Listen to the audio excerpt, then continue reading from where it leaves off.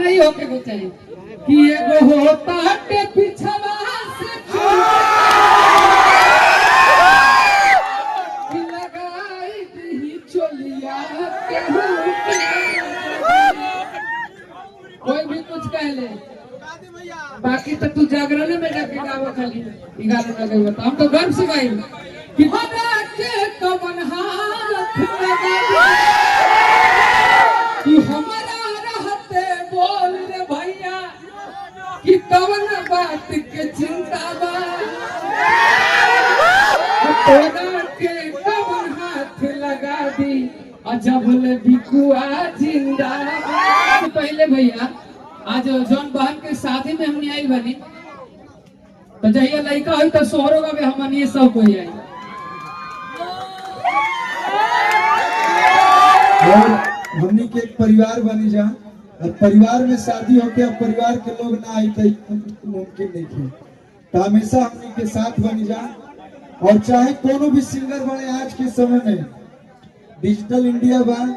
तो कहल जा सकेला कि जहानाबाद बिहार के दू लड़का डिजिटल किंग बा लोग दोनों किंग खातिर फिर से आप लोग का प्रेम बना रहे, आप लोग का साथ बना रहे तो ऐसा ही हमने के गर्दा का भारत राजा बाकी भी कुछ आगे का मंच संचालक का तो घर का बात है तो भैया कर रहे जब भी भैया हवा सांस करता हमने तो ये भी गाना बजा दी। आजकल लोग बहुत भूले था, हमें कभी मौका मिलेगा गाना ही होके को चाहिए कि एगो होता के पिछवा से कि लगाई दी चोलिया के कोई भी कुछ कह ले, बाकी तो तू जागरण में जाके गावा खाली गाना लगे बता। हम तो गर्व से गाई कि कौन तारा जी आई कैला सुसिलाई कि सकत हूँ कि कैसे लगाई अरे कि रउआ बूझी ले नहीं हमर दुख कलू जी क्यों सनी जी कहते कि रउआ बूझी ले नहीं हमर दुख कलू जी तो लगाई दी चलिया के राजा जी आपके मुँह से। Thank you. अरे लोग के कहल काम है का भैया हमनी के कई काम है तो लोग कहत रहो हमनी के सब काम करत गाना कोनो भी अच्छा खराब ना होला। रहल बात जब माहौल में सब कोई बा सब कोई झूमत है सब कोई नाचत है जौन गाना पे लोग नाचे वही गाना गावे के चाहिए नहीं तो हेजा इतना लोग आए भजन सुने थोड़ी ना आएगा। भजन भी भैया गाते हैं, वो भजन प्रेमानंद जी महाराज भी सुन सकते हैं, लेकिन आप लोग को भी गाना भी जरूरी है ना, आप लोग को भी तो गाना चाहिए कि तोहरा के कवन हाथ लगा कि हमारा रहते बोल रे भैया कि कवन बात के चिंता बा, तोरा के कवन हाथ लगा दी अजबले बिकुआ जिंदा। थैंक यू भाई, बहुत बहुत धन्यवाद। और बहुत कम लोग इतना प्रेम दिखावेला आज के समय में। बाहर कुछ लोग और बा, भीतर कुछ और बा, मुंह पे कुछ और बा, बाहर कुछ और बा, लेकिन ये बिक्कू भाई इनका प्रेम जैसे स्टेज के हमनी के बाहर मिले नहीं जा घरे मिले नहीं जा वो प्रेम और स्टेज पर भी प्रेम वो दोनों बराबर रहेगा। यही क्वालिटी आपका है कि आप दिन प्रतिदिन आगे बढ़ रहे हैं। अरे कितने खावे बम हम अरे ते हवे बम हम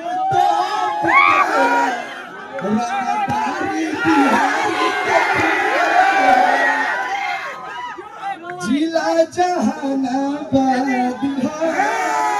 आपके भाई आपके घर के परिवार समाज के सब लोग उपस्थित हैं। बड़े भैया मेरा कल्लू जी और सतपाल भैया, बिकू बाबू, विन सालनी जी और आस्था जी, तमाम कलाकार लोग उपस्थित हैं।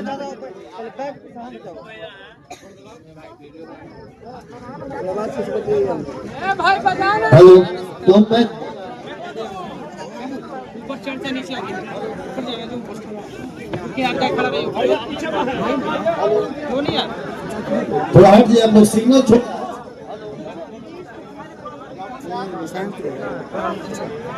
बैटरी नहीं है क्या इसमें बैटरी भैया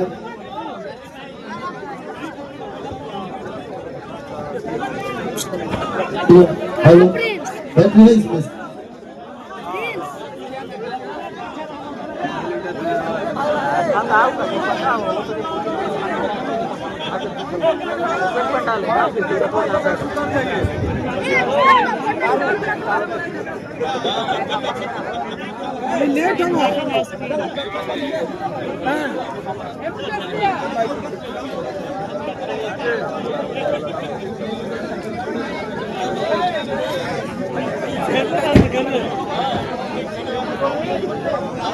हेलो हाँ हाँ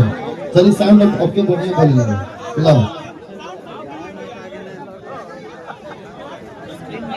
हेलो मंच पर जितने भी मेरे भैया हैं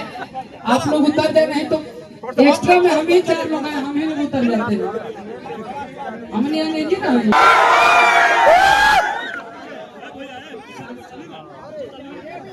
हेलो हेलो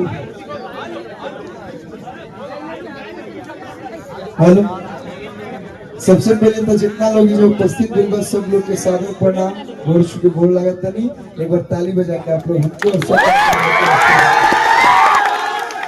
और निखिल भैया और गोलू भाई आप लोग आइए गोलू भाई का भोजपुरी में जितना भी कलाकार बने कोई भी ऐसा ना हुई जो दोनों भाई से परिचित ना हो आज अपना बल पे अपना मेहनत पे एगो अलग मुकाम एगो अलग पहचान आप लोग के घर के बेटा घर के भाई घर के भतीजा बनोले बा तो ये दोनों भाई लोग खातिर जोरदार ताली आप लोग बजा दो और आज जितना कलाकार आप लोग के बीच दिखत नहीं सब लोग अपना बहन की शादी में आयल बा और